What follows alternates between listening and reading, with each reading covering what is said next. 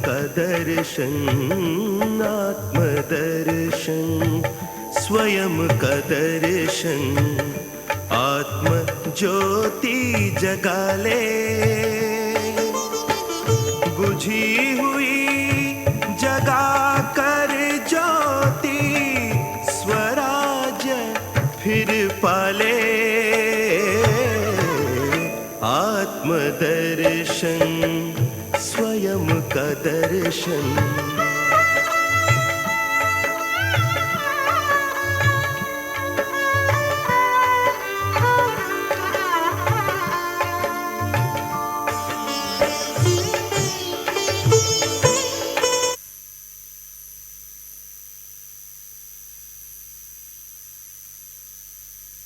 अगर उठ करके भी गए तो बात नहीं करेंगे, बिल्कुल साइलेंस में आकर के तुरंत बैठ जाएंगे। ठीक है, मौन में रह करके आत्माभिमानी की आवश्यकता है। బ్రహ్మ బాబా కూడా దేనిపైన పరిశ్రమ చేశారు, కష్టపడ్డారు ఆత్మాభిమాని స్థితి కోసం. గోడలపైన డైరీలపైన నేను ఆత్మ, జశోద ఆత్మ ఈ విధంగా రాసుకునేటువంటి వాళ్ళు అనమాట. సో ఈ దీంట్లో బాబా కష్టపడ్డారు కాబట్టి బాబా ఏమయ్యారు, నారాయణుడిగా అయ్యారు. అదేవిధంగా మనం కూడా దీంట్లో మనం కష్టపడినట్లయితే మనం దేవతలుగా అవుతాము. जो खुद को भूल जाता है वो खुदा को भूल जाता है, जो खुद की आत्मिक स्मृति को भूल जाता है वो बाबा को भी भूल जाता है। फिर कहते बाबा की याद ही नहीं आती। अगर बाबा की याद नहीं आती इसका मतलब आप कौन से भान में हैं? देह भान में। देह भान वाला अपमान की फीलिंग होगी, सर्दी ज़्यादा लगेगी, गर्मी ज़्यादा लगेगी, मान अपमान निंदा स्तुति में भी वो प्रभावित होगा। और जो देही अभिमानी स्थिति है मान अपमान निंदा स्तुति से भी परे रहेगा। इसलिए आत्मा अभिमानी बनना है। ఎవరు స్వయాన్ని మర్చిపోతారో వాళ్ళు భగవంతుడిని కూడా మర్చిపోతారనమాట. ఖుద్ అంటే స్వయాన్ని మర్చిపోయినటువంటి వాళ్ళు ఖుదాని భగవంతుడిని కూడా మర్చిపోతారు. ఎవరు దేహాభిమానంలో ఉంటారో వాళ్ళు నిందాస్తుతి మాన అవమానాలు అన్నిటికీ కూడా వశమైపోతారు. అంటే ఎండ చలి అన్నిటికీ కూడా వశమైపోతారు. కానీ ఆత్మాభిమానిగా ఉండేటువంటి వాళ్ళు దేనికి కూడా వశం కారు. आत्माभिमानी वाला कर्म योगी बन सकता है, उसका टाइम वेस्ट नहीं जाएगा। जो आत्माभिमानी स्थिति है वो सदा ही कर्म योगी, और उसका बैठक योग भी अच्छा लगेगा, उसको अतीन्द्रिय सुख मिलेगा। और जिसको आत्माभिमानी स्थिति से अतीन्द्रिय सुख मिल जाता है उसकी प्यास बुझ जाती है, उसको कुछ पाने की देखने की कोई तमन्ना नहीं रहेगी। ఆత్మాభిమాని స్థితిలో ఉండేటువంటి వాళ్ళకి ఏ కోరిక ఉండదన్నమాట. ఇది పొందాలి అనేటువంటి కోరికల నుంచి కూడా, అది కావాలి ఇది కావాలి అనేటువంటి కోరికల నుంచి కూడా ముక్తులుగా అయిపోతారు. जिसने जिलेबी खाई उसके सामने मुरमुरा फेंको, अच्छा लगेगा, फीका लगेगा उसको। इसी तरह जिसने आत्माभिमानी स्थिति से अतीन्द्रिय सुख प्राप्त किया उसको ये विकारों का सुख फीका लगेगा, वो उसकी बुद्धि विकारों की तरफ जाएगी नहीं। इसीलिए बाबा कहते बच्चे ये पाठ पक्का करो। ఎవరు జిలేబీ తింటారో వాళ్ళ ముందర మురుమురా వేస్తే ఏమనిపిస్తుంది, సప్పగా ఉంటుంది కదా, జిలేబీ టేస్ట్గా ఉంటుంది. అట్లా ఆత్మాభిమాని స్థితిలో ఉండేటువంటి వాళ్ళ ముందర ఏ కోరికలు కూడా ఉండవు అన్నమాట. అవన్నీ ఫీకా సప్పగా ఉంటాయి, ఏది కూడా ఆకర్షించదు. కాబట్టి ఆత్మాభిమానిగా కండి అంటున్నారు అన్నయ్య. आत्माभिमानी स्थिति में जो रहते हैं उसको किसी की भी कमी कमजोरी दिखाई नहीं पड़ेंगे, सब अच्छे नजर आएंगे। अगर मुझे किसी की कमी दिखाई पड़ते, कमजोरी दिखाई पड़ते, ये मेरा अपना ध्यान है। ఆత్మాభిమానిగా అయ్యేటువంటి వాళ్ళకి ఎవరి బలహీనతలు తక్కువలు ఏమీ కూడా కనిపించవు అన్నమాట. ఒకవేళ కనిపిస్తున్నాయి అంటే దాని అర్థం నేను ఆత్మాభిమానిగా కాలేదు, అందులో ఇంకా వీక్గా ఉన్నానని మనల్ని మనం అర్థం చేసుకోవాలి. जो आत्माभिमानी स्थिति में रहते हैं, आत्माभिमानी स्थिति में रहने वालों के चारों तरफ से गुण और शक्तियां रहेगी। आत्माभिमानी स्थिति बीज है और गुण और शक्तियां उसका फल है। जिन्होंने आत्मा का पाठ पक्का नहीं किया उसको गुणों का भी अनुभव नहीं होगा, शक्तियों का भी अनुभव नहीं होगा। इसीलिए बाबा कहते हैं अगर तुम्हें सहन शक्ति को धारण करना है, दैवी शक्तियों को धारण करना है, गुणों को धारण करना है, आत्मा का पाठ पक्का करो, तब गुण शक्तियां ऑटोमेटिकली आएंगे। ఆత్మ అభిమాని స్థితి బీజం లాంటిది. గుణాలు శక్తులు కూడా దాని నుంచి వచ్చేటువంటి ఫలం. కాబట్టి గుణాలు శక్తులు రావాలి అంటే ఆత్మాభిమాని స్థితి ఉండాలి. సహన శక్తి రావాలి అంటే మొదలు ఆత్మాభిమాని స్థితిని పొందాలి. आत्माभिमानी स्थिति ये पुरुषार्थ का मूल आधार है। आत्माभिमानी वाला ही अंतर्मुखी बन सकता है, एकाग्र हो सकता है। आत्माभिमानी स्थिति वाला सारा दिन देखते हुए भी न देखने की अवस्था रहेगी, वो कहीं भी प्रभावित नहीं होगा, देह भान वाला प्रभावित होता है। इसीलिए बाबा कहते बच्चे आत्माभिमानी होकर रहो।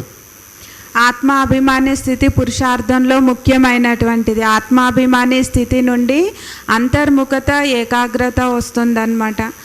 కాబట్టి బాబా పదే పదే చెప్తూ ఉంటారు ఆత్మాభిమాని కావాలి అని. जहां आत्माभिमानी स्थिति है वहां रावण आ ही नहीं सकता। रावण वही आता है, वही टच करता है जहां देह भान है।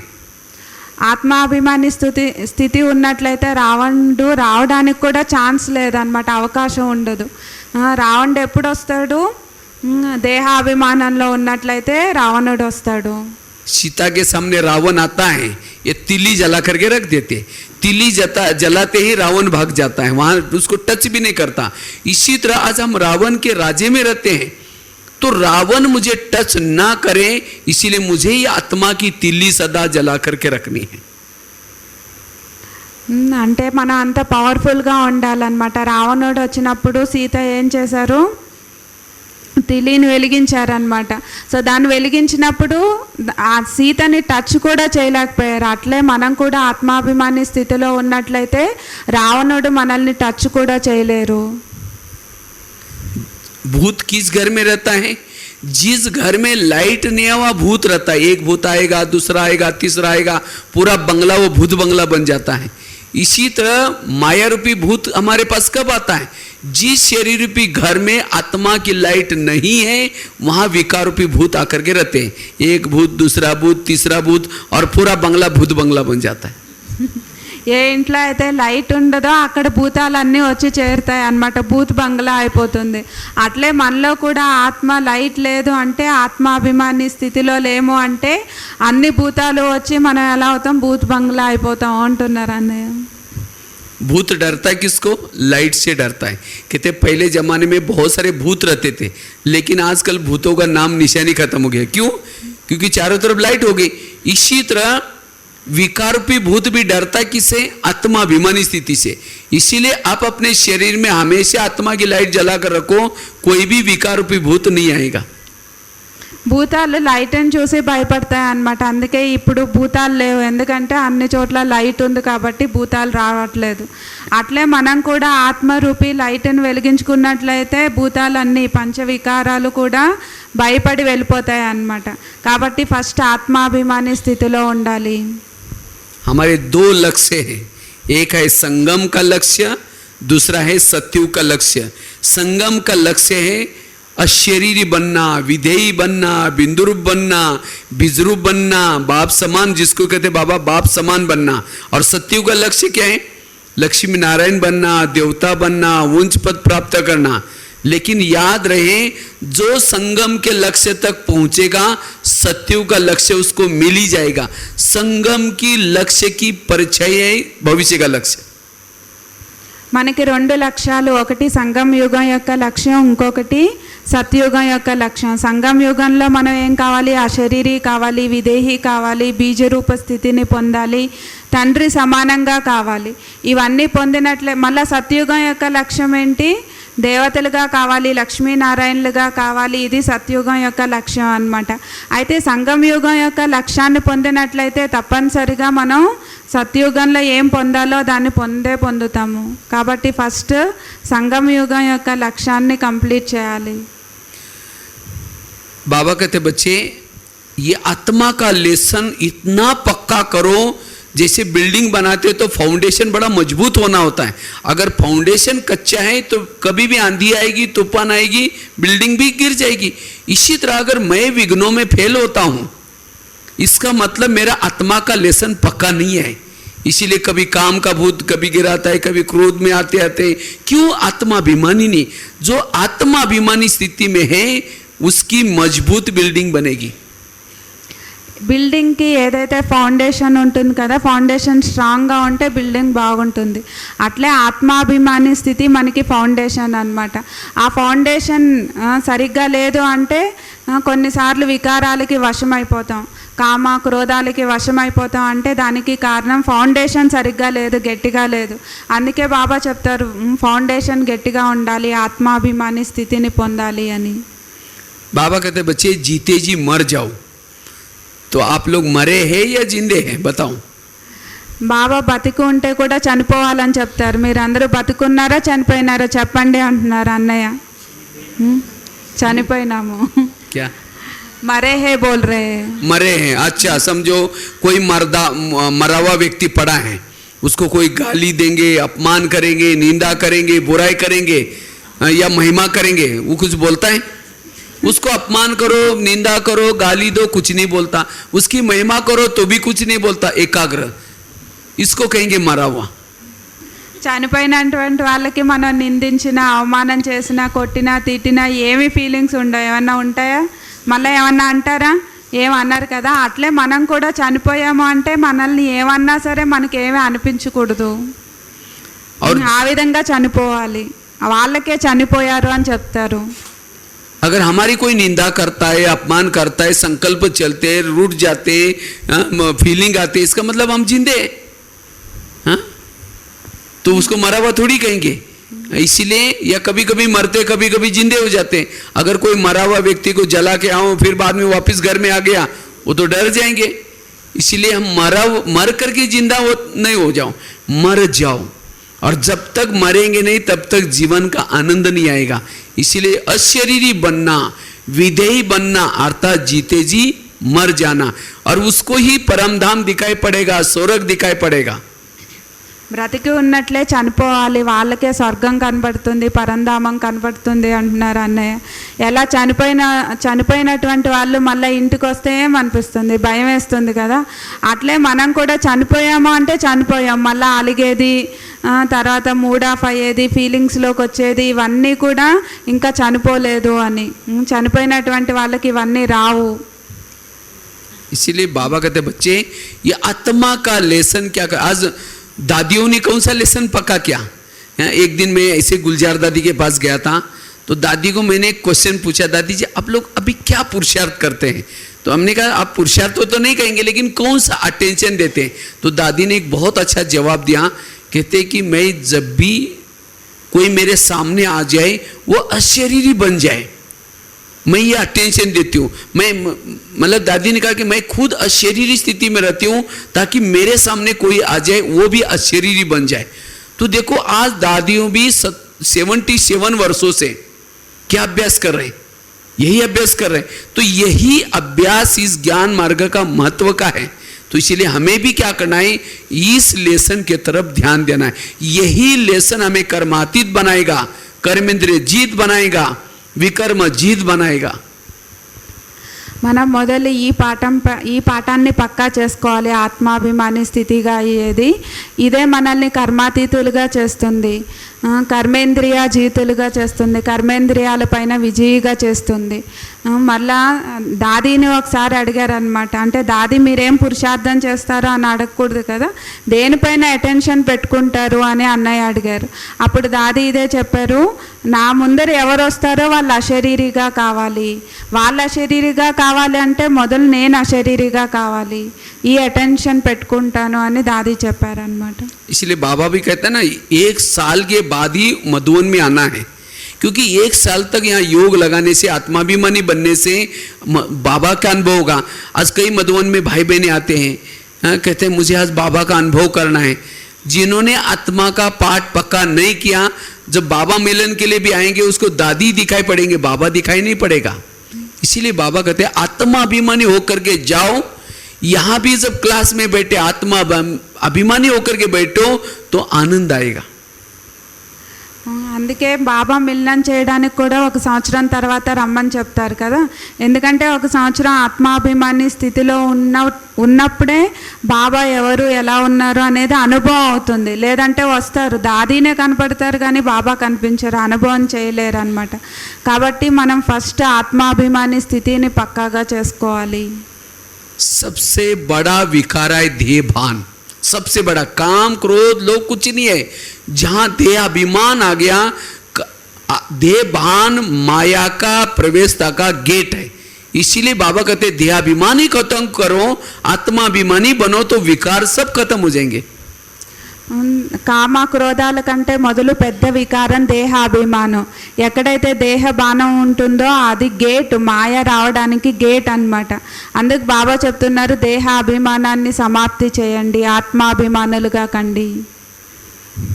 इसीलिए हमें क्या करना है, ये आत्माभिमानी की साधना करने. कई भाई बहन क्या करते हैं, आत्माभिमानी नहीं बनेंगे और कहते सत्ययुग कब आएगा, फिर कृष्ण कब जन्म लेगा, फिर कहेंगे वो उसका स्वयं और कितना साल के बाद होगा, अब विनाश के लिए कितना टाइम है. वेस्ट ऑफ टाइम है ये हमारा पढ़ाई का टॉपिक नहीं है.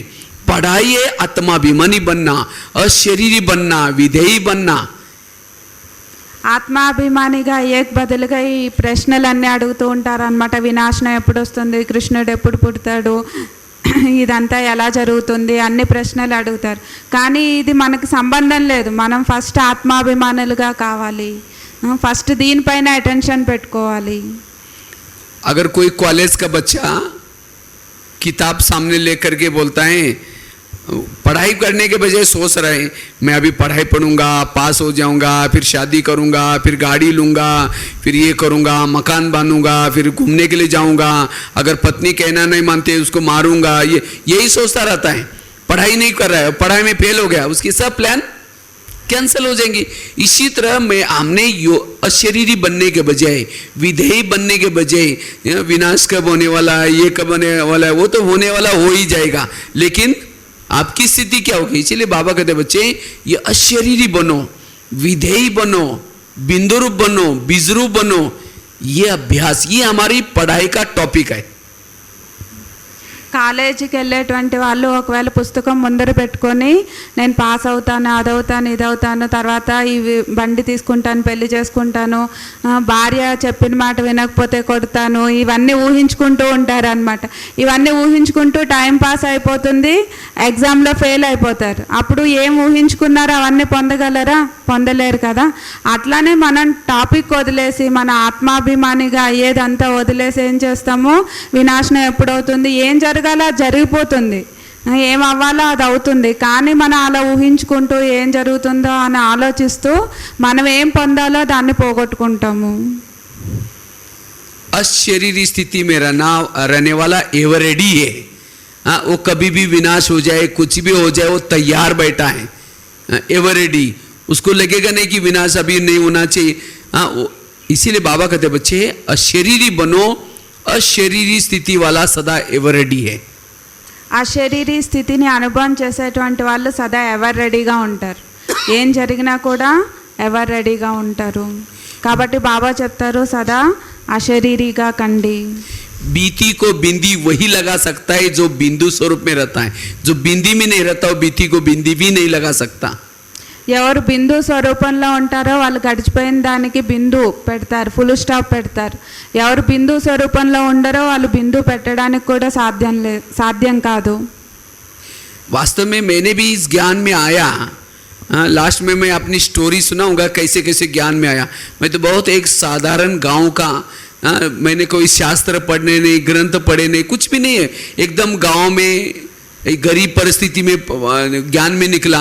लेकिन मैंने इस ज्ञान में आत्मा के ऊपर बहुत मेहनत की और जिस मेहनत के कारण आज बाबा ने मधुबन निवासी बनाया. इतना ही नहीं, आज बहुत सारी सेवाएं की. तो इसीलिए अगर आत्मा अभिमानी बनेंगे आप भी इस ज्ञान मार्ग में बहुत आगे जा सकते हैं. आपका मनोबल मजबूत होगा, आपको विनाश का भी डर नहीं लगेगा. इसीलिए ये आत्मा का लेसन पक्का करने की जरूरत है. అన్నయ్య తన అనుభవాన్ని చెప్తున్నారు. వాళ్ళు సాధారణ పల్లెల నుంచి వచ్చారు. తర్వాత పేదరికం నుండి వచ్చారు. అయితే ఫస్ట్ ఆత్మాభిమాని స్థితిని పక్కా చేసుకున్నారు. ఆత్మాభిమాని స్థితిని పక్కా చేసుకున్నందువలన బాబా ఈరోజు ఎంత మధువనంలో ఉంచారు, ఎంత సేవ చేస్తూ ఉన్నారు.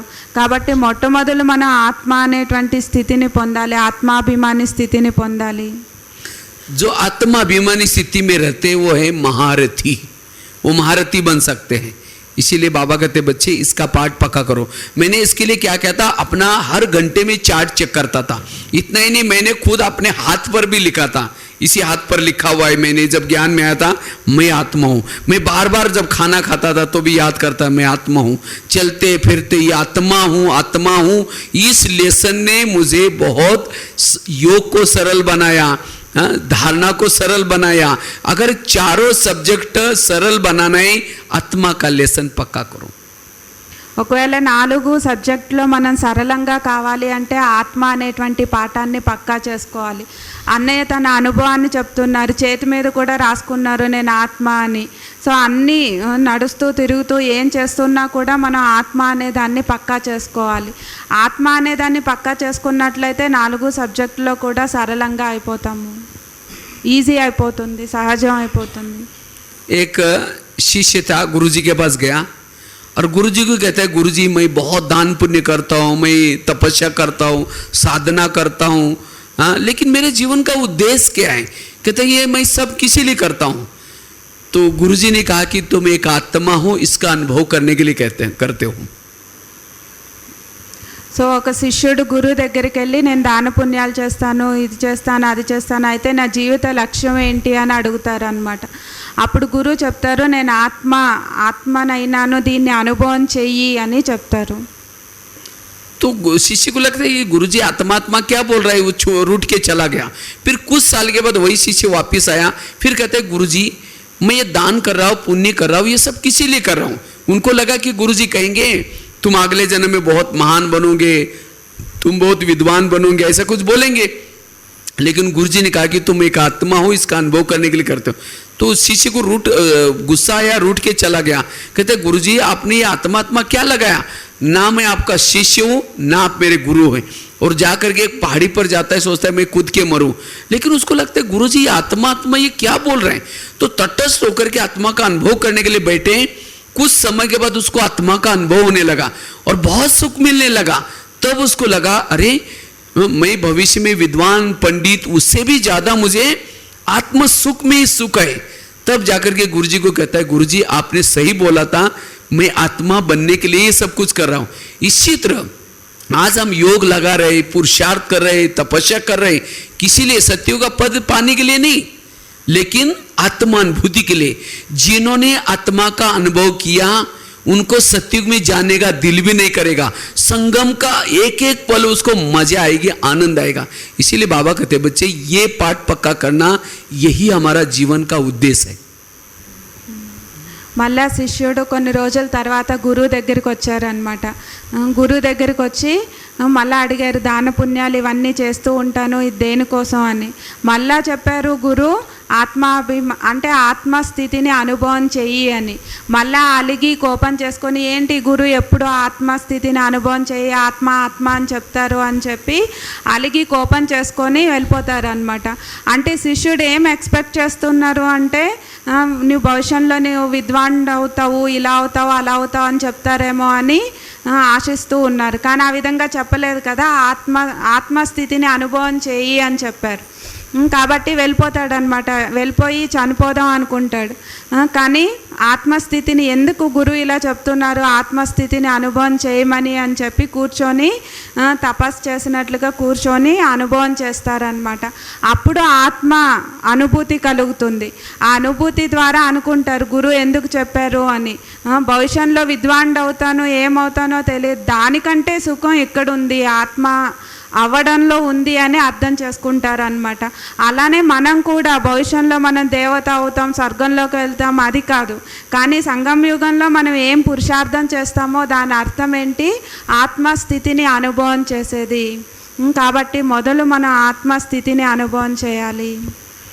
आज मेरे 4 सब्जेक्ट अच्छे हैं, मेरा योग बहुत अच्छा लगता है, मेरा ज्ञान बहुत अच्छा है, मैं रोज मुरलियां बहुत अच्छी सुनता हूँ, मैंने मेरे जीवन में पवित्रता की, ब्रह्मचर्य की सब धारणा है, मैंने बहुत सारी सेवा किया। अगर आपके चारों सब्जेक्ट अच्छे हैं, उसकी निशानी आत्माभिमानी स्थिति। अगर आप आत्माभिमानी नहीं, आपका योग ज्ञान का टॉपिक भी ठीक नहीं है, आपकी ज्ञान के आपके पास कमी है, आपका पास योग बल भी नहीं है। अगर योग बल अच्छा है, आत्माभिमानी बनना चाहिए। आज आपने धारणाएं की, पवित्रता की धारणा, खान पान की धारणा, ये सब किसी लिए है? आत्माभिमानी बनने के लिए। सेवा किसी लिए है? आत्माभिमानी बनने के लिए। इसीलिए जिन्होंने चारों सब्जेक्ट को परफेक्ट बनाया वो निरंतर अशरीरी बनेंगे। इससे ब्रह्मा बाबा ये चारों सब्जेक्ट को अच्छा बना करके आत्माभिमानी बन करके पंछी उड़ गया, शक्तिशाली बन जाता है वो। इसीलिए हमें आत्माभिमानी बनने के लिए ये चारों सब्जेक्ट का ध्यान देना है। ఆత్మ అభిమాని అవ్వాలి అంటే 4 సబ్జెక్టుల పైన అటెన్షన్ పెట్టాలి. నేను చాలా జ్ఞానాన్ని తెలుసుకున్నాను, యోగం చేస్తాను, పవిత్రంగా ఉన్నాను, అన్ని ధారణ చేస్తాను అనుకుంటే సరిపోదు. కానీ మనం యోగం బాగుంది అంటే దానికి మూల ఆధారం ఆత్మ అభిమాని స్థితి. మన జ్ఞానం మంచిగా ఉంది, జ్ఞానాన్ని ధారణ చేసుకోవాలి అంటే ఆత్మాభిమాని స్థితి. బ్రహ్మబాబా ఉదాహరణ చెప్తూ ఉన్నారు అన్నయ్య. బ్రహ్మబాబా 4 సబ్జెక్టులో పర్ఫెక్ట్ అయ్యారు, ఆత్మాభిమాని అయ్యి పక్షి ఎగురుకొని వెళ్ళిపోయారు అన్నమాట. అట్లా మనం కూడా మొట్టమొదలు 4 సబ్జెక్టులు పర్ఫెక్ట్గా కావాలి అంటే మూల ఆధారం ఆత్మాభిమాని స్థితిని పొందాలి. आत्माभिमानी स्थिति मायाजीत बनने का ब्रह्मास्त्र है। जिसके पास ये ब्रह्मास्त्र है, माया उसके पास नहीं आ सकती। इसलिए हमें इस पाठ को क्या करना है? पक्का करना है। लेकिन हम आत्माभिमानी कैसे बने उसके ऊपर थोड़ी सी चर्चा करते हैं। ये अभी आपको महत्व गिनाया, आत्माभिमानी स्थिति का कितना महत्व है, लेकिन इस स्थिति का हम अनुभव कैसे करें, ये प्रैक्टिकल एक 6-7 युक्तियां है, वो आपको सुनाते। మాయాజీతులుగా కావాలంటే బ్రహ్మాస్త్రం ఆత్మాభిమాని స్థితి. ఆత్మాభిమాని స్థితి అనే బ్రహ్మాస్త్రాన్ని ఉపయోగించినట్లయితే మాయాజీతులుగా అయిపోతాం అన్నమాట. అయితే ఇప్పటి వరకు ఆత్మాభిమానిగా కావాలి అని విన్నాం, కానీ ఎలా కావాలి దానిపైన ఇప్పుడు మనం 6-7 మాటల్ని చూద్దాము అంటున్నారు అన్నయ్య. सबसे पहली बात है, अगर मुझे आत्माभिमानी बनना है, मेरे पास पवित्रता की धारणा जरूरी है, ब्रह्मचर्य की धारणा जरूरी है। अगर पवित्रता नहीं, आत्माभिमानी नहीं बन सकेंगे। ఒకవేళ నేను ఆత్మాభిమాని స్థితిని పొందాలి అంటే, ఆత్మాభిమానిగా కావాలి అంటే పవిత్రత శక్తి కావాలి, బ్రహ్మచర్యంగా ఉండాలి, బ్రహ్మచర్య శక్తి కావాలి. పవిత్రంగా లేము అంటే ఆత్మాభిమాని కాలేము. तो पवित्रता और आत्माभिमानी इसके क्या संबंध है? పవిత్రతకి ఆత్మాభిమాని స్థితికి ఏం సంబంధం? पहले जमाने में आप लोगों ने देखा होगा, ये बिजली जब नहीं थी, गांव में चिमनी यूज करती थी, चिमनी या दिया, यहाँ क्या बोलते हैं मुझे पता नहीं। बचपन में हम छोटेपन में वो त्रिकोणा सा रहता था, टीन का बना हुआ, केरोसिन डालते थे, बीच में बाती होती थी, माचिस लगाओ, फ्लेम जलती रहती थी, उसको चिमनी या दिया, लैंप भी बोलते हैं उसको। ల్యాంప్, లాంతర్ అని చెప్తారు కదా. అంటే పాతకాలంలో ఈ లైట్లు, ఎలక్ట్రిసిటీ ఏం లేదు, అయితే అప్పుడు ఏముండేది చిమ్నీ అనమాట, లాంతర్ అని చెప్తారు. త్రికోణంలో ఉంటుంది, లోపల కిరోసిన్ వేస్తారు, దాన్ని వెలిగిస్తారనమాట. ఆ ఉదాహరణ చెప్తూ ఉన్నారు. अगर वो दिए में तेल नहीं है, चिमनी में तेल नहीं है, केरोसिन नहीं है, माचिस लगाओ, फ्लेम जलेगी? नहीं जलेगी। इसी तरह शरीर, योगी भी क्या है, हम जब योग में बैठते हैं तो अगर चारों तरफ बैकग्राउंड बनाओ तो एक त्रिकोणा सा योगी मतलब एक चिमनी है, एक दिया है, और उस दिए के अंदर पवित्रता या तेल है। अगर तेल नहीं है तो आत्मा की फ्लेम कैसी जलेगी? आत्मा का फ्लेम कैसी जलेगी? आत्मा अनुभूति कैसी होगी? इसीलिए अगर आत्मा का अनुभव करना है, पवित्रता बहुत बहुत जरूरी। ఒకవేళ దీపంలో కిరోసిన్ లేదు అంటే అగ్గిపెట్టి వెలిగిస్తే వెలుగుతుందా? దీపం వెలగదు కదా. అట్లానే పవిత్రత లేదు అంటే యోగంలో కూర్చుంటాం, కానీ యోగ అనుభూతి ఎప్పుడు కలుగుతుంది? పవిత్రత ఉన్నప్పుడు. పవిత్రత ఏంటి? ఆయిల్, అంటే దాని లోపల వేసేటువంటి కిరోసిన్ లాగా అన్నమాట. ఈ దీపం, ఆత్మ దీపం వెలగాలి, యోగం కుదరాలి అంటే పవిత్రత అనేటువంటి ఆయిల్ వేయాలి. इसीलिए बाबा कहते हैं यहाँ आने वालों को बाबा ने सीधा सा डायरेक्शन देना है। अगर तुमको यहाँ आना है पवित्रता की पालना करनी है। अगर पवित्र नहीं रहते तो बाबा सीधा कहते हैं नहीं आओ तो भी चलेगा, क्योंकि यहाँ जब आएंगे पवित्रता का पालना नहीं करेंगे तो आत्मानुभूति कैसी होगी, और जिसको आत्मानुभूति नहीं वो परमात्मा अनुभूति कैसी होगी, वो विकार के ऊपर जीत प्राप्त कैसी कर सकता है। इसीलिए अगर मुझे आत्मा का अनुभव करना है पवित्रता की धारणा करनी है। ఆత్మ అనుభూతి చేయాలంటే పవిత్రంగా ఉండాలి. అందుకే కొత్త వాళ్ళకి చెప్తారు కదా, పవిత్రంగా లేరు అంటే ఇక్కడ రాకుండా ఉండేదే మంచిది అని బాబా చెప్తారు. ఎందుకంటే పవిత్రంగా లేము అంటే ఆత్మాభిమాని స్థితిని పొందలేము. ఆత్మానుభూతిని పొందలేదు అంటే పరమాత్మ అనుభూతిని పొందలేము. వికర్మలు వినాశనం కాదు, ఏమీ పొందలేము అన్నమాట. కాబట్టి ముఖ్యమైనటువంటిది పవిత్రత. ఆత్మాభిమాని స్థితిని పొందాలి అంటే जितना जिस चिमने में तेल क्वालिटी वाला है उतना उसकी फ्लेम एकाग्र होकर के जलती है। अगर तेल में पानी फटफट करता रहेगा, इसी तरह अगर मेरी निरंतर मुझे आत्मा कहने की भी जरूरत नहीं है, अगर पवित्रता है ऑटोमेटिकली फ्लेम जलती रहेगी, आत्मा अनुभूति होगी। ఒకవేళ కిరోసిన్లో నీళ్ళు ఉన్నాయి అనుకోండి, అప్పుడు ఫట్ ఫట్ ఫట్ అంటూ ఉంటుంది కదా. అట్లా కిరోసిన్ రిఫైన్డ్గా ఉన్నట్లయితే నీళ్ళు ఏది కల్ముషం లేదు అంటే దీపం బాగా వెలుగుతూ ఉంటుంది. అట్లే మనం కూడా ఆత్మాభిమాని స్థితిలో ఉన్నాం, పవిత్రంగా ఉన్నాము అంటే మన దీపం వెలుగుతూ ఉంటుంది. ఆత్మాభిమాని స్థితిలో ఉంటాం. పవిత్రంగా ఉన్నట్లయితే ఆత్మాభిమాని స్థితిలో ఉంటాం. इसलिए अगर मेरी आत्मा अभिमानी स्थिति नहीं है तो पवित्रता की कहीं ना कहीं लीकेज हो रहे, चाहे मनसा के द्वारा, वाचा से, दृष्टि से, वृत्ति से, स्थूल रूप में भी कहीं जा रहे। चेक करो और उस लीकेज को बंद करो, तब आत्मा अनुभूति कर पाएंगे। ఆత్మాభిమాని స్థితి లేదు అంటే పవిత్రత లీకేజ్ అవుతూ ఉంది. అందుకే మనస, వాచ, వృత్తి, దృష్టి ఎక్కడో ఒక చోట లీకేజ్ ఉంది. కాబట్టి ఈ లీకేజ్ని చెక్ చేసుకొని కవర్ చేసుకోవాలి, పవిత్రంగా ఉండాలి. అప్పుడు ఆత్మాభిమాని స్థితిని పొందగలము. अच्छा, चिमनी में तेल है, दिए में तेल है, लेकिन बीच में बाती नहीं है, माचिस लगाऊं फ्लेम जलेगी? तेल है लेकिन बाती नहीं तो भी वो दीपक नहीं जलेगा। అంటే ఇప్పుడు కిరోసిన్ ఉంది, తర్వాత దాని చుట్టూ ఉంటుంది కదా, గాలి తగలకుండా గ్లాస్ ఉంటుంది. ఆ గ్లాస్ లేదు అంటే అగ్గిపెట్టి వెలిగిస్తే వెలుగుతుందా? దీపం వెలగదు కదా. అట్లే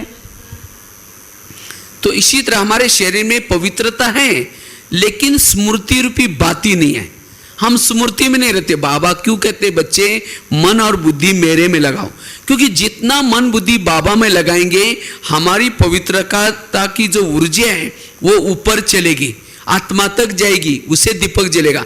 वो फ्लेम क्यों जलते हैं? क्योंकि तेल बाती के थ्रू ऊपर जाता है फ्लेम के पास, इसे जलती है। इसी तरह आत्मा का भोजन है पवित्रता, और वो ऊपर तक पहुंचाने के लिए स्मृति की बाती चाहिए। అంటే స్మృతి అనేటువంటి గ్లాస్ అన్నమాట, దాని చుట్టూ ఉండాలి, స్మృతి ఉండాలి. స్మృతి లేదంటే కూడా, అంటే గ్లాస్ లేకపోతే దీపం వెలగదు, అలానే మనకి స్మృతి లేదు అంటే దీపం వెలగదు. సో మనలో పవిత్రత శక్తి ఎలాంటిది అంటే పూర్తి పవిత్రత శక్తి అనేటువంటి కిరోసిన్ నుండి ఆ గ్లాసు చుట్టూ ఉండేటువంటి స్మృతి అన్నమాట. స్మృతి నుంచి, పవిత్రత నుంచి ఆత్మ యొక్క దీపం వెలుగుతుంది.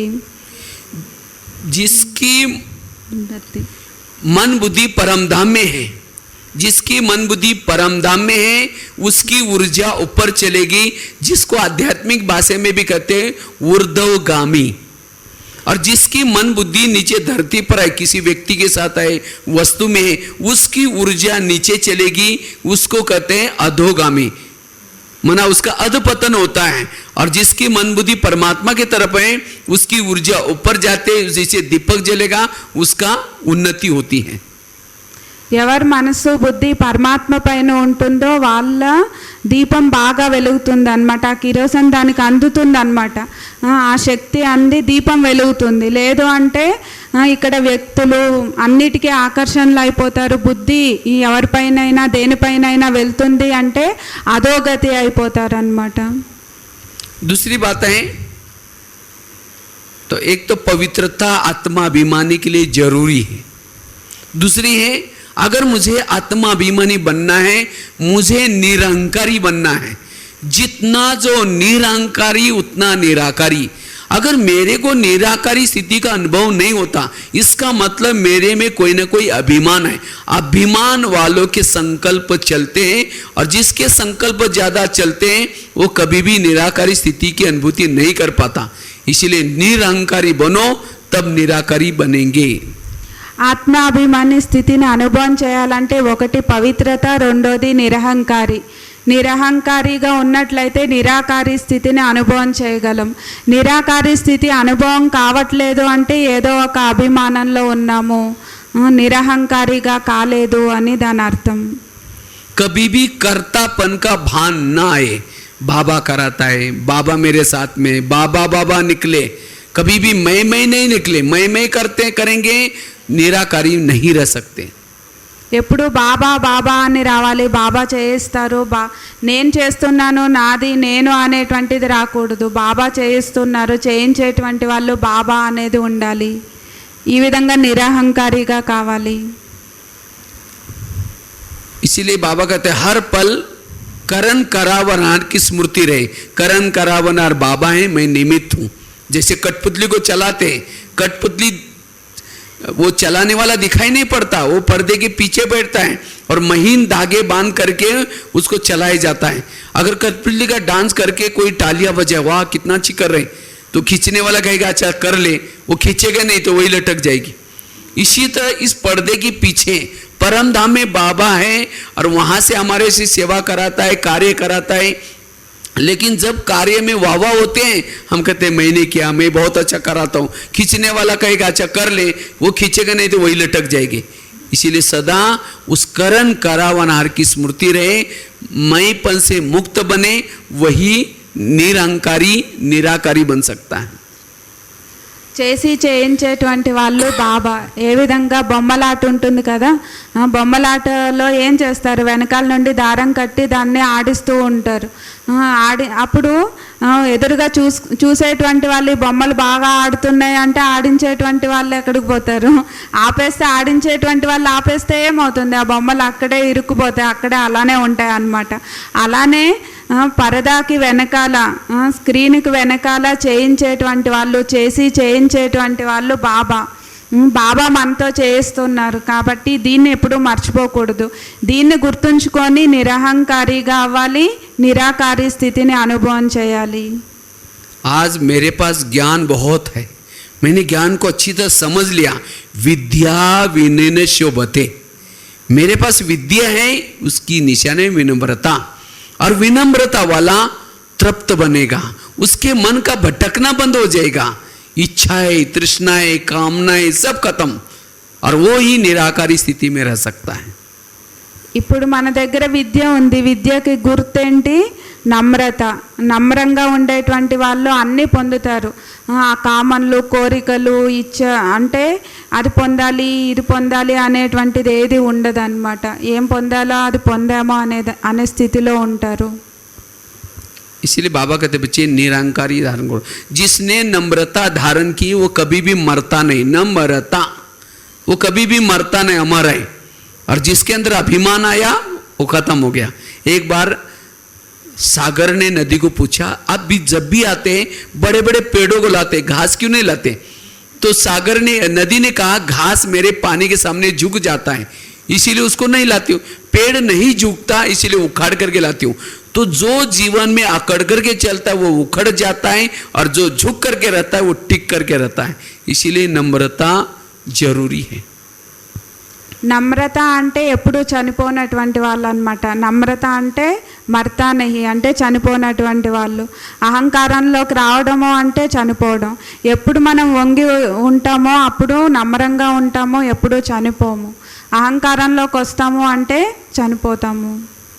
इसलिए निरंकार बाबा ब्रह्म शिव बाबा कितना निरंकारी है, सब कुछ करता है, सब कुछ करके अपने आप को छिपा दिया।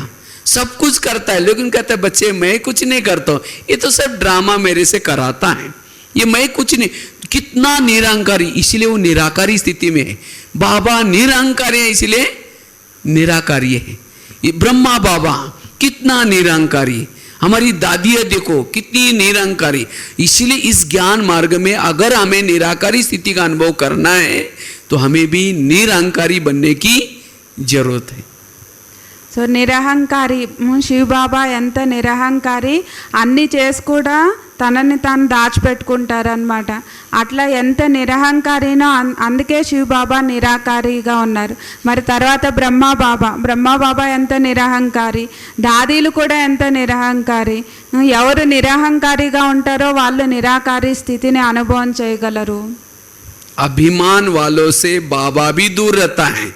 रावण के पास ज्ञानी था, समझदार था, प्रॉपर्टी थी, लेकिन एक अभिमान था, इसलिए फेल हो गया। इसीलिए बाबा कहते हैं अगर मैं ज्ञानी बनने के बाद, समझदार बनने के बाद अगर मेरे अंदर अभिमान है, अभिमान वाला खोखला है, वो कुछ नहीं कर पाएगा। इसीलिए बाबा कहते बच्चे निरहंकारी बनो, निराकारी बनेंगे।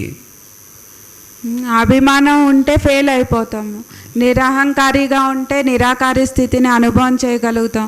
మన దగ్గర ఎంతో జ్ఞానం ఉంది, బుద్ధివంతులుగా ఉన్నాము, అన్నీ ఉన్నాయి, కానీ అన్నీ ఉన్నాయనే అభిమానం ఉంటే అక్కడ ఫెయిల్ అయిపోతాం అన్నమాట. కాబట్టి నిరహంకారిగా కావాలి. इसलिए इसके बिना हम निराकारी स्थिति का अनुभव नहीं कर पाएंगे। इसीलिए बाबा कहते बच्चे चेक करो मेरे अंदर निरहंकारी स्थिति है। तो कैसा पता चलेगा? अगर कोई आपको अपमान फीलिंग होता नहीं, निंदा फीलिंग नहीं होता, तो समझो कि आपके अंदर कौन सा गुण है? निरहंकारी। तो इसलिए निरहंकारी बनना है। మనకి నిరాకారి స్థితి అనుభవం కావడం లేదు అంటే మనల్ని మనం చెక్ చేసుకోవాలి, నిరహంకారిగా అయ్యానా లేదా అని. కాబట్టి నిరాకారి స్థితి అనుభవం అవుతుంది అంటే నేను నిరహంకారిగా ఉన్నాను అని. जिसको मैपन होगा, मैपन एक प्रकार की पूछ है। जब तक इस ब्राह्मण अभिमान के पूछ को आग नहीं लगाएंगे तब तक ये लंका जलने वाली नहीं है। అంటే నేను అనేటువంటి అభిమానం తోక లాంటిది అన్నమాట. ఎప్పుడైతే ఈ తోకని మనం వెలిగించమో కాల్చమో అప్పుడు ఈ లంకని మనం కాల్చలేమో అని. నేను అనేటువంటి అభిమానాన్ని కాల్చినట్లయితే ఈ లంకని మనం కాల్చగలము. जिन्होंने मैपन के पूछ को नहीं काटा वो सत्युग में नहीं जाएंगे, सब त्रेता में जाएंगे। अगर अभिमान है आपके अंदर, आप सत्युग में नो एंट्री, त्रेता में जाएंगे। क्यों? क्योंकि त्रेता में जितने भी बंदर है राम के साथ में सबको पूछ है पीछे। गोप गोपिका को किसी को पूछ, एक भी गोपिका और गोप को किसी को पूछ नहीं, क्योंकि निरहंकारी है। तो इसीलिए अगर सत्युग में जाना है निरहंकारी बनो। ఎవరు నేను అనేటువంటి అభిమానం ఈ తోకని కాల్చరో వాళ్ళు సత్యుగంలోకి రారు అంటున్నారు అన్నయ్య. ఎందుకంటే గోపికలకి తోకలు ఉన్నాయా? లేవు కదా. అట్లా నేను అనేటువంటి అభిమానం ఉన్నట్లయితే మనం సత్యుగంలోకి రాలేము, స్వర్గంలోకి వెళ్ళలేము అని. और जो अभिमान वाला होगा उसको फिर भोग तो लगेगा, लेकिन किसका भोग लगेगा? देवी क्या मांग रहे? मैं मांग रहे बकरा, बकरी वाली देवी, पूरनपोली वाली देवी नहीं होगी। फिर जो निरहंकार है उसको पूरनपोली का मीठा भोग लगेगा, और जो अभिमान वाला उसको मैं का। इसीलिए निरहंकारी उतना निराकारी, और निरहंकारी वाला हर जगह पर हर एक के साथ एडजस्ट करेगा। इसीलिए ये पुरुषार्थ करना है ताकि आत्माभिमानी बन सकेंगे। నేను నేను మై అని ఎవరైతే అంటారో వాళ్ళకి దేవతలకి మై అనేటువంటిది అంటే మేకని వాటిని బలి ఇస్తారనమాట. ఎవరు నేను అనేది వదిలేస్తారో వాళ్ళకి స్వీట్స్ భోగు పెడతారనమాట. కాబట్టి నేను అనేటువంటి అభిమానాన్ని వదిలేయాలి. दूसरी बात है, तीसरी बात है, पहली बात बताई अगर आत्माभिमानी बनना है पवित्रता की धारणा, दूसरी बात बताई निरहंकारी स्थिति, तीसरी बात है अगर मुझे आत्माभिमानी बनना है उसके लिए आत्मा के जो 7 गुण है, शांत स्वरूप, आनंद स्वरूप, शक्ति स्वरूप, प्रेम स्वरूप, सुख स्वरूप, जो 7 गुण है, इस 7 गुण को जितना बढ़ाएंगे उतना आप आत्माभिमानी बन सकेंगे। ఆత్మాభిమాని అవడానికి 2 విషయాలు చెప్పారు. ఒకటి పవిత్రత, ఇంకొకటి నిరహంకారి స్థితి. మూడోది ఆత్మలో ఏదైతే 7 గుణాలు ఉన్నాయి, శాంతి స్వరూపం, సుఖ స్వరూపం, ఆనంద స్వరూపం, ఇలా ఈ గుణాల్ని మనం వృద్ధి చేసుకున్నట్లయితే మనం ఆత్మాభిమాని కాగలము. इसलिए मैंने शुरू में सप्ताह के 7 दिन थे तो हर दिन में एक एक गुण को एडजस्ट किया था। सोमवार के दिन शांत स्वरूप में रहना है, मंगलवार के दिन आनंद में रहना है, बुधवार के दिन शक्तिशाली स्थिति में रहना है। मैं शक्ति स्वरूप हूँ, मुझे सर्वशक्तिवान मिला है, मैं शक्ति सागर की संतान हूँ। ऐसी ऐसी बातें जो याद करें जिसे शक्ति मिल जाए।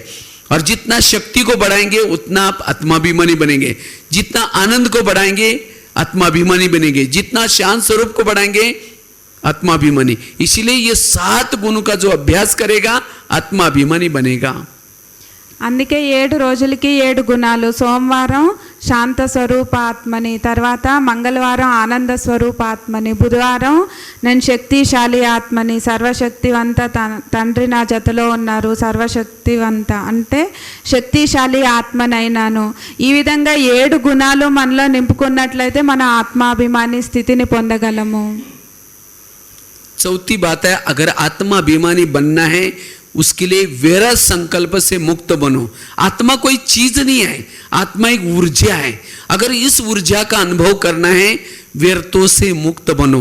ना वैसे तो हम लोगों ने पहले क्लास में चर्चा तो की व्यर्थों से कैसे मुक्त बनना है, ड्रामा का ज्ञान, कर्मों का ज्ञान, निगेटिव को पॉजिटिव बनाए, ये सब बातों से व्यर्थों से मुक्त बनेंगे। और जो व्यर्थों से मुक्त है वो आत्माभिमानी बन सकेंगे। 4వ విషయం వ్యర్థం నుండి ముక్తులుగా కావాలి. ఏదైతే మనం ఈరోజు చూసాం వ్యర్థం నుండి ముక్తులుగా అవ్వడానికి ఏం చూసాము, అనేక విషయాలు చెప్పారు కదా అన్నయ్య. నెగిటివ్ నుంచి పాజిటివ్గా కావాలి, విఘ్న వినాశకులుగా కావాలి, ఇవన్నీ కూడా చెప్పారు. సో వీటన్నిటిని ధారణ చేసి వ్యర్థం నుండి ముక్తులుగా అయినట్లయితే మనం ఆత్మాభిమానులుగా కాగలం. तो जिन्होंने व्यर्थों के लीकेज को बंद किया वो आत्माभिमान। आत्मा एक ऊर्जा है, जितना पॉजिटिव संकल्प, कम संकल्प चलाएंगे उतना इस ऊर्जा का अनुभव कर सकेंगे। इसीलिए हमें क्या करना है, व्यर्थों से मुक्त बनना है। ఎంత మనం నెగిటివ్ సంకల్పాలని మళ్ళా సంకల్పాలని కూడా తక్కువగా చేస్తామో అంత ఆత్మ అనుభూతి స్థితిని పొందగలం. కాబట్టి వ్యర్థం నుంచి ముక్తులుగా అయినట్లయితే మనం ఆత్మాభిమాని స్థితిని పొందగలుగుతాము. 5वीं बात है सोमानों के अभ्यास। जितना सोमानों के अभ्यास करेंगे, सोमान से अभ्यास करने से आंतरिक शक्तियां जागृत होते हैं और उसी शक्ति से आत्माभिमानी बन सकते हैं. 5వది స్వమానాలు. ఎంత స్వమానంలో ఉంటామో, స్వమానాన్ని అభ్యాసం చేస్తామో అంత ఆంతరిక శక్తులన్నీ కూడా జాగృతం అవుతాయి. मैं शिव शक्ति हूँ, मैं कल्प कल्प की विजय हूँ, स्वयं सर्वशक्तिवान मेरे साथ में है। तो इसी तरह के जितने नशे के सोमान याद करेंगे आपके आत्मा की विल पावर बढ़ेगी और आप आत्माभिमानी बन सकेंगे. ఎంత నశాలో ఉండేటువంటి సమానాల్ని స్మృతి చేస్తామో అంత ఆత్మాభిమాని స్థితి పెరుగుతుంది, నశ పెరుగుతుంది, శక్తి పెరుగుతుంది, ఆత్మాభిమాని స్థితి పెరుగుతుంది. 6ठी बात है, अगर आत्माभिमानी बनना है उसके लिए योग यथार्थ करो। जो योग यथार्थ करता है वही आत्माभिमानी बनता है। अगर योग करने के बाद मेरी आत्माभिमानी स्थिति नहीं, तो जब भी आप योग में बैठे थे वो योग ठीक नहीं था। योग मन भटक रही थी, बुद्धि भटक रही थी। जिसका योग ठीक नहीं लगता वो आत्माभिमानी नहीं बन सकते. 6వ విషయము యోగం. ఎవరికైతే యోగం యథార్థంగా ఉంటుందో వాళ్ళ ఆత్మాభిమాని స్థితిలో ఉంటారు. యోగం అయిన తర్వాత మన ఆత్మాభిమానిగా లేము అంటే యోగం కుదరలేదు అని, మనసు బుద్ధి అక్కడ ఇక్కడ తిరుగుతుంది అని. ఎవరు యథార్థమైనటువంటి యోగం చేస్తారో వాళ్ళు యోగం అయిన తర్వాత కూడా ఆత్మాభిమాని స్థితిలో ఉంటారు. कल तो हम वैसे तो ये टॉपिक खास लेने वाले हैं, यथार्थ योग किसको कहते हैं, जिस योग से हम आत्मानुभूति करें। वो तो अलग से टॉपिक है। तो कहने का मतलब हमें योग यथार्थ करना है ताकि हम आत्माभिमानी बन जाए. రేపు ఈ టాపిక్ తీసుకుంటారు అన్నయ్య. యథార్థ యోగం ఎలా చేయాలి, యథార్థ యోగం అంటే ఏంటి అనే దానిపైన రేపు చెప్తారు. 7वीं बात है, अगर आत्माभिमानी स्थिति में रहना है, आत्मा का अनुभव करना है, अमृत वेला का योग जरूरी है. जिसका अमृत वेला का योग आंखें खोल करके बाबा से रुरवान करते हुए भी अमृत वेला जो सफल कराता है, मुरली ठीक ढंग से सुनता है, एकाग्र होकर के सुनता है और मुरली से पहले योग करता है। जिन्होंने अमृत वाला योग किया, क्लास के पहले आधा घंटा योग किया और मुरली एकाग्र होकर के सुनी, ये 3 बातों से वो आत्मा में उसके बल आएगा, शक्ति आएगी, वो आत्माभिमानी बन सकता है। ఏడో విషయం అన్నయ్య చెప్తూ ఉన్నారు, అమృతవేళ యోగం. అమృతవేళ కళ్ళు తెరిచి పవర్ఫుల్గా యోగం చేసేది. ఎవరైతే అమృతవేళ యోగం చేస్తారో, క్లాస్ వింటారో, క్లాస్ కంటే ముందర అరగంట యోగం చేస్తారో, వాళ్ళు ఈ 3 విషయాలు చేసేటువంటి వాళ్ళకి ఆత్మలో బలాన్ని నింపుకోవచ్చు. బలం నిండుతుంది, శక్తి వస్తుంది, వాళ్ళు ఆత్మాభిమాని స్థితిని పొందగలరు. और लास्ट की बात है, वैसे तो बहुत सारी बातें हैं, लेकिन मैंने ये खुद अनुभव किए हैं। इन बातों से मेरी आत्मा की अनुभूति होने लगी। तो इसी तरह अगर आप ये बातें अपने ये प्रैक्टिकल बातें हैं, अगर ये बातें नहीं है, केवल आत्माओं कहते रहेंगे और पवित्रता नहीं है, एक टांग पर आप कितने दिन भी खड़े रहो, आत्मा का अनुभव नहीं होगा।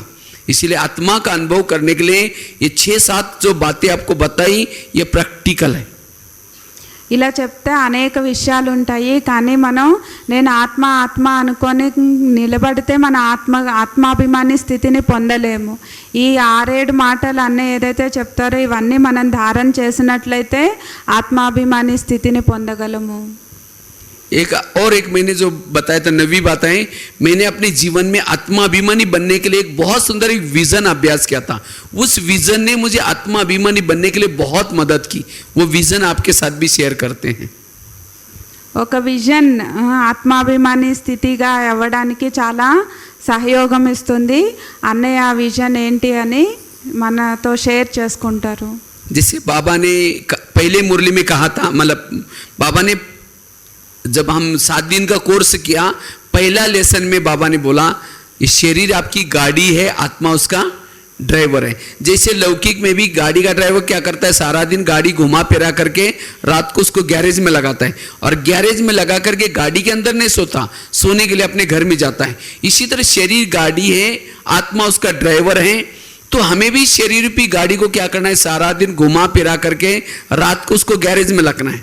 गैरेज क्या है, बेड है इस शरीर रूपी गाड़ी का गैरेज। जैसे वो ड्राइवर लॉक करता है, कवर ढकता है, इसी तरह हमें भी शरीर रूपी गाड़ी को गैरेज में रखना है, बेड पर रखना है। बेडशीट कंबल कुछ डाल दिया, गाड़ी को नमस्ते करो और सोने के लिए कहाँ जाओ, परम धाम, अव्यक्त वतन, क्योंकि हमारा माँ बाप ऊपर रहता है। जैसे वो ड्राइवर गाड़ी को लगाता है, लॉक करता है, कवर ढक करके सीढ़ी से या लिफ्ट से जाता है और अपने फ्लैट का दरवाजा टक टक करता है, मम्मी दरवाजे खोलते हैं, मम्मी को समाचार सुना करके खाना खा के सो जाता है। तो हमें भी ऊपर जाकर के अव्यक्त वतन का दरवाजा बेल बजाई, ब्रह्मा माँ ने दरवाजा खोला और समाचार सुना दो, आज बहुत अच्छी कमाई की, हाँ बहुत अच्छा ये हुआ। और फिर बाबा से दृष्टि लेकर के तकिया पर सिर रखते, समझे ब्रह्मा बाबा की गोदी में सो रहे। तो सवेरे उठते कौन याद आएगा, ब्रह्मा बाबा याद आएगा। गुड मॉर्निंग करके फिर योग करो, योग अमृत वाला अच्छा होगा। और उसके बाद फिर योग करने के बाद बाय बाय, मैं नीचे जा रहा हूँ, फिर नीचे आऊँ। तो सारा दिन आपको लगेगा मैं आत्मा रूपी ड्राइवर इस गाड़ी में आया हूँ, मैं आत्मा हूँ। ऑटोमेटिकली आत्मा की स्मृति रहेगी। కోర్సులో మొట్టమొదటి పాఠం ఏంటి, ఆత్మ. సో అందులో ఏం చెప్తారు, డ్రైవర్, ఆత్మ డ్రైవర్, శరీరం వెహికల్ లాంటిది కదా. సో వెహికల్ ఓనర్ కూడా ఏం చేస్తారు, పూర్తి రోజంతా కూడా వెహికల్లో తిరిగి తర్వాత రాత్రి గ్యారేజ్లో పెట్టి పడుకోవడానికి వెళ్తారు కదా. అలా అంటే గ్యారేజ్ ఏది, మన బెడ్ ఏదైతే ఉందో అది గ్యారేజ్ కదా. సో అట్లా వాళ్ళు గ్యారేజ్లో కార్ పెట్టి దానికి కవర్ వేసి లాక్ చేసి తర్వాత పైకి వెళ్తారు. డోర్ని నాక్ చేస్తారనమాట, డోర్ కొడతారు, మమ్మీ డోర్ తీస్తారు. డోర్ తీసిన తర్వాత మమ్మీతో అది ఇది మాట్లాడి భోజనం చేస్తారు, పడుకుంటారు.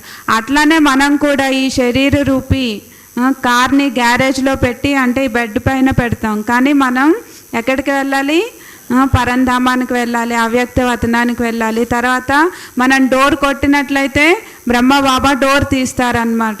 బ్రహ్మబాబాకి సమాచారం అంతా చెప్పి తర్వాత గుడ్ నైట్ చెప్పి ఒడిలో పడుకోవాలి. తర్వాత మళ్ళా మార్నింగ్ లేచిన తర్వాత గుడ్ మార్నింగ్ చెప్పి అక్కడి నుంచి మళ్ళా నేను శరీర రూపీ అంటే ఈ గ్యారేజ్ వెహికల్లోకి మళ్ళా వస్తూ ఉన్నాను అని సంకల్పం చేయాలి. అప్పుడు పూర్తి మనం డిటాచ్గా ఉంటాము. రోజంతా కూడా ఆటోమేటిక్గా స్మృతి ఉంటుంది అంటున్నారు అన్నయ్య. क्योंकि ये शरीर कैसा बना हुआ है, हमें किसी का भी शरीर आकर्षित ना हो जाए. आत्माभिमानी है. जैसे दुनिया में जो मूर्तियां बनाते, कैसे बनाते हैं? हाँ, दुर्गा गणपति, ये जो मूर्तियां बनाते हैं, बांस को छिलते हैं और बांस को ढांचा बनाते हैं. उसके बाद उसके साथ में घास बांधते हैं. घास बांध करके उसके ऊपर कीचड़ जो मिट्टी है उसको लगाते हैं घास के साथ. अगर वो घास ना होगा तो मिट्टी उस बांस के साथ चिपकेगी नहीं, नीचे गिर जाएगी. इसीलिए घास बांधा जाता है. और फिर जब मिट्टी लगा दी, कीचड़ लगा दिया, उसके ऊपर फिर बाद में आकार बना करके पेंटिंग करते हैं. पेंटिंग करके क्या करते हैं, ऊपर से कपड़े पहने थे, हो गई मूर्ति. इसी तरह मनुष्य भी कैसा बना है, अंदर हड्डियां हैं. हड्डियां मतलब बांस, और उसके ऊपर नसें हैं. नसे मतलब घास, और उसके ऊपर खून और मांस चिपका हुआ है, और ऊपर से पेंटिंग किया है, काला पेंटिंग, पीला पेंटिंग, और कपड़े पहने, हो गई मूर्ति. अब कोई अगर काली मूर्ति है, अगर उसका पेंट हटा दो तो वही अंदर मिट्टी होगी. अगर कोई पीला पेंटिंग किसी मूर्ति को किया है, ऊपर से पेंटिंग हटा दो, वही मिट्टी होगी. इसी तरह कोई काला हो या गोरा हो, अंदर क्या है, खून और मांस. और अगर खून मांस को लेकर के माइक्रोस्कोप के नीचे पकड़ो, ये कीड़ों से बना हुआ शरीर है. और ये कीड़े जिंदे क्यों हैं, आत्मा है. अगर आत्मा चली जाए, कीड़े मर जाते हैं. अगर ये कीड़ा मरा हुआ अगर आपके शरीर के ऊपर आ जाए, वो व्यक्ति भी मर जाएगा. इसीलिए कोई व्यक्ति को डेड बॉडी को जलाने के लिए जाते हैं, जला कर जब वापिस आते हैं, वो कपड़े पहने उसको भी धुलाई करते हैं, क्योंकि वो कीड़ा कोई ऊपर ना आया हो. तो ऐसे कीड़ों के साथ हमारा कितना अट्रैक्शन है. इसीलिए हमें किसी को भी अगर कोई आकर्षित करता है, उसका बिना शरीर का, चमड़ी का शरीर देखो, हाँ, गंदगी है, मक्खियां बैठ रहे, तो आपको किसी का शरीर आकर्षित नहीं होगा. इसीलिए हमें कभी भी किसी के शरीर को देख करके आकर्षित नहीं होना है. तब हम आत्माभिमानी बनेंगे. इसीलिए आत्माभिमानी बनने के लिए हमें ऐसे ऐसे विजन बनाने की जरूरत है. ఆత్మాభిమాని స్థితిని తయారు చేసుకోవడం కోసం అన్నయ్య ఒక ఉదాహరణ చెప్తున్నారు. మూర్తి ఎలా తయారవుతుంది అని. మట్టి అన్నీ కలిపితేనే మూర్తి తయారవుతుంది కదా. సో అదన్నీ అంటుకోవాలి అంటే అన్నీ ఉండాలి. ఏదైనా లేదు అంటే అది సరిగ్గా అంటుకోదు, మూర్తి తయారు కాదు. అలా మట్టితో తయారైనటువంటి మూర్తికి పెయింట్ వేస్తారు. పెయింట్ వేసి దానికి మంచి మంచి బట్టలు వేసి దాంట్లో మూర్తిని తయారు చేస్తారనమాట.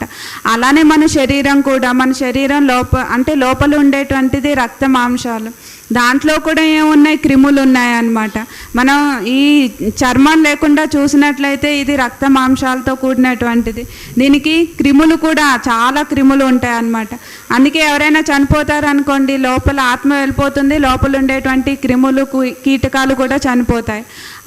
అదేనా మనం ఎవరైనా చనిపోయినటువంటి వాళ్ళని చూస్తాము అంటే ఏం చేస్తారు, మళ్ళీ వచ్చి వేసుకున్నటువంటి బట్టలను కూడా ఉతికేస్తారు, స్నానం చేస్తారు కదా.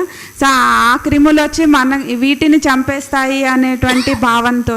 సో అందుకే ఎవరిపైనైనా ఆకర్షణ అవుతాము అంటే ఈ దృశ్యాన్ని మనం ముందరికి తెచ్చుకోవాలి.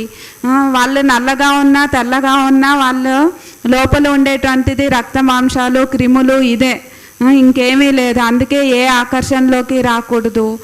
ఈ దేహం అంటేనే ఇది అని మనం తెలుసుకోవాలి. ఎప్పుడైతే ఇలా మనం విజువలైజేషన్ చేస్తామో, ఆలోచిస్తామో, అప్పుడు ఏ దేహం పైన ఆకర్షణ ఉండదు. ఆత్మాభిమాని స్థితిని అనుభవం చేయగలము.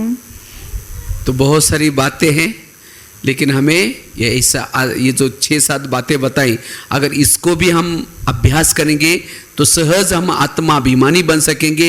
जितना बाबा के लगन में मगन में रहेंगे, ईश्वरीय नशे में रहेंगे, बाबा के गुणों को याद करेंगे, आत्माभिमानी बनेंगे. इसीलिए आत्माभिमानी स्थिति की हमें धून लगाना है. जो आत्माभिमानी बनेंगे, माया उसके पास नहीं आएंगी, अतीन्द्रिय सुख मिलेगा. बहुत आत्माभिमानी की महिमा है. इसीलिए बाबा बार बार मुरली में इसके ऊपर अटेंशन देते हैं. तो इसीलिए खास इस भट्टी से हमें आत्माभिमानी होकर के जाना है. तो इसीलिए इस पाठ को आज हमें बहुत अच्छी पक्का करना है. और उसके लिए जो 6-7 बातें बताई आपको, इन बातों का अभ्यास करना है. बाबा ने जो स्मृतियां दी, बच्चे घर जाना है, बच्चे तुम कौन हो, तो तो जितना इसकी स्मृति करेंगे आत्माभिमानी बनेंगे। तो इसलिए हमें आत्माभिमानी बनने बड़ा जरूरी है, जिससे हमें बहुत सारी प्राप्तियां हैं। ठीक है, ओम शांति। बाकी अभी हम थोड़ा सा योग करके 5-7 मिनट ये करेंगे, ब्रेक लेंगे, उसके बाद बराबर योग चालू हो जाएगा 7 बजे से 7 बजे योग। ठीक है, 7 से 7:30 बजे बिल्कुल एकाग्र होकर के हमें नुमा शाम का योग करना है। ओम शांति।